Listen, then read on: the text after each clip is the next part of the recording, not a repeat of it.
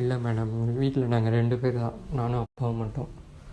So நாங்கள் 2 பேருமே எப்போதும் வெளியே தான் சாப்பிடுவோம், கடையில். அப்பா எப்போதும் கடையில் சாப்பிடுவார். அப்பா சாப்பாடு வீட்டுக்கு வாங்கிட்டு வந்தாருன்னா நான் சாப்பிடுவேன், இல்லைனா எப்போயாவது கடையில் சாப்பிடுவேன் போய் நானா, இல்லைனா சாப்பிடவும் மாட்டேன், டயட்டுன்னு சொல்லி இருந்துருவேன்.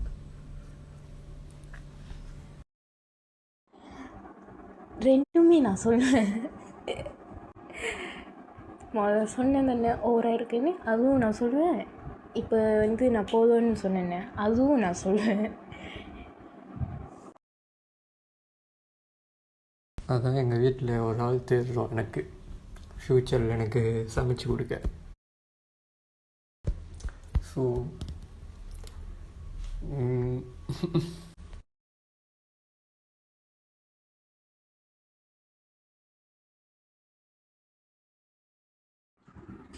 ஓகே. அப்பா எத்தனை மணிக்கு வருவார்? லேட்டாக வருவாரா இல்லை வந்துடுவாரா வீட்டுக்கு?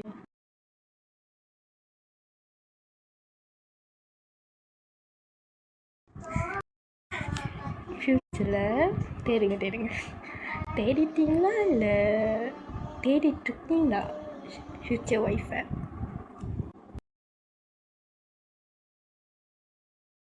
இப்படி மேடம் ஒரு தடவை 10 சாப்பிட்டா இனிமேல் 3 வேளை சாப்பிட கற்றுக்கோங்க. 3 வேளை கற்றுக்கோங்க.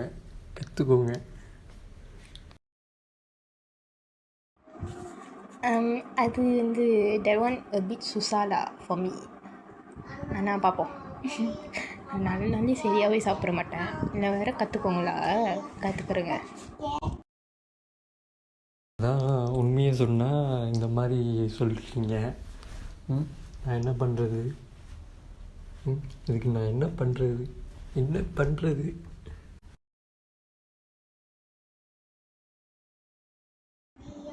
இல்லை பரவாயில்ல, நீங்கள் உண்மை பண்ண வேண்டாம், விட்டுருங்க. தெரில, அவர் வர டயத்துக்கு தான் வருவார். ஏன்னா அவர் சொந்தமாக தான் பிஸ்னஸ் பண்ணுறாரு. ஸோ அவர் டைம் பொறுத்து தான் இருக்குது. அப்படி வரலன்னா அண்ணன் வந்தார்னா அண்ணன் கூட டப்புன்னு சவ் பண்ணிட வேண்டியதான். மேடமுக்கு சிரிப்பு தேடியாச்சு. இன்னும் ஒரு 6 மாதம் வெயிட் பண்ணுற மாதிரி இருக்குது, அவ்வளோதான். மற்றபடி ஒரு பிரச்சனையும் இல்லை. 6 மாதத்துக்கு அப்புறம் தான் தெரியும்.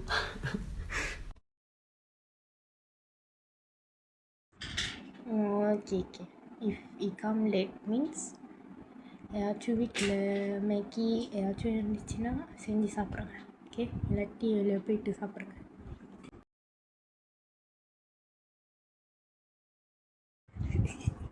தெரியாச்சா? என்னையெல்லாம் எதிர்பார்க்காதீங்க, நான் சமைக்கல மாட்டேன். இல்லை, ஐ மீன் சமைப்பேன், ஆனால் அந்த அளவுக்குலாம் நான் சமைக்க மாட்டேன். ஓகே.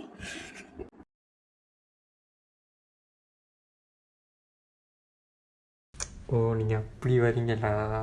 சரி, நானும் அப்படி வரேன். இனிமேல் மேடம் சாப்பிட்டு எனக்கு மெசேஜ் போட்டால் தான் நான் சாப்பிடுவேன்.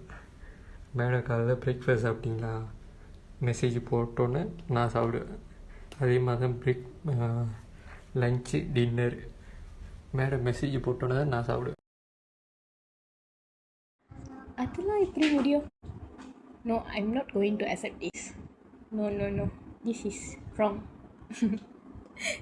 நான் சத்தியமாக நான் சொல்கிறேன், நான் காலையிலையும் ராத்திரியும் நான் சாப்பிடவே மாட்டேன்டா. இஃப் எனக்கு பசிச்சுன்னா நான் சாப்பிடுவேன்.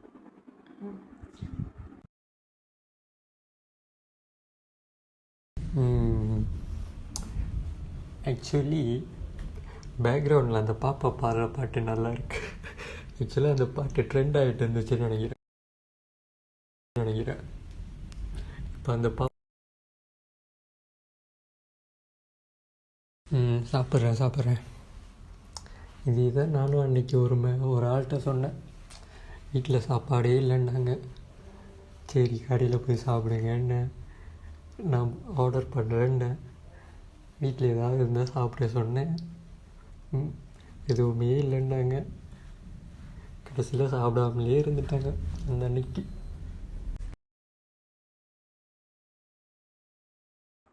ஆமாம் ஆமாம், அந்த பாட்டு வந்து வைரலாக ஓடுனுச்சுல, அது வந்து பைத்தியம் அப்படி தான் பாடிட்டுருக்கோம் கணக்காக.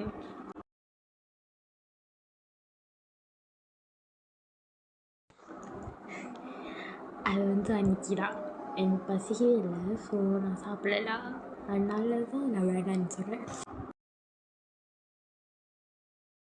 ஓ, பிரச்சனையே இல்லை. மேடம் சமைக்க தெரிலனாலும் நம்ம கடையில் ஆர்டர் பண்ணிடலாம், இல்லை கடையில் போய் சாப்பிட்டுக்கலாம். இல்லை அதான் மாமியார்னு இருக்காங்களே ஒரு ஆள், அவங்க வீட்டில் போய் சாப்பிட்டுக்கலாம். ம்.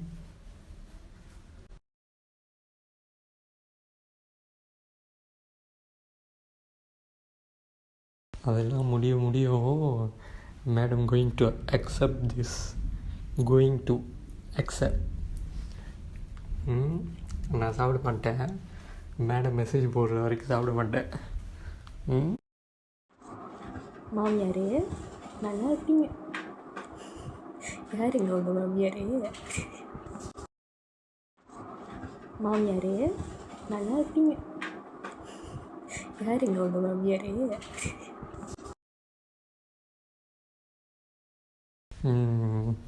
அந்த சின்ன பைத்தியமே பாட்டு பாடுதுன்னா இங்கே ஒரு பெரிய க்யூட்டான பைத்தியம் உட்காந்துருக்குமே, அப்போ அந்த க்யூட் பைத்தியமும் பாட்டு பாடுவோம் தானே. அப்போ மேடம் ஒரு பாட்டு பாடி அனுப்புங்க பார்ப்போம்.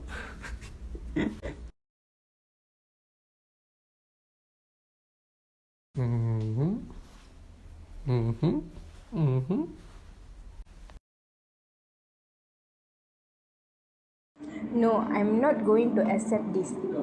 I really can't accept. சரி மேடம், எனக்கு ஒரு ஹெல்ப் பண்ணுங்கள். உங்கள் ஃபேமிலியில் மொத்தம் எத்தனை பேர், ஐ மீன் இப்போ கூட இருக்கிறது எத்தனை பேர், அவங்க பேர் கொஞ்சம் சொல்லுங்களேன், சும்மா தெரிஞ்சுக்கதான். சொல்ல முடியுமா?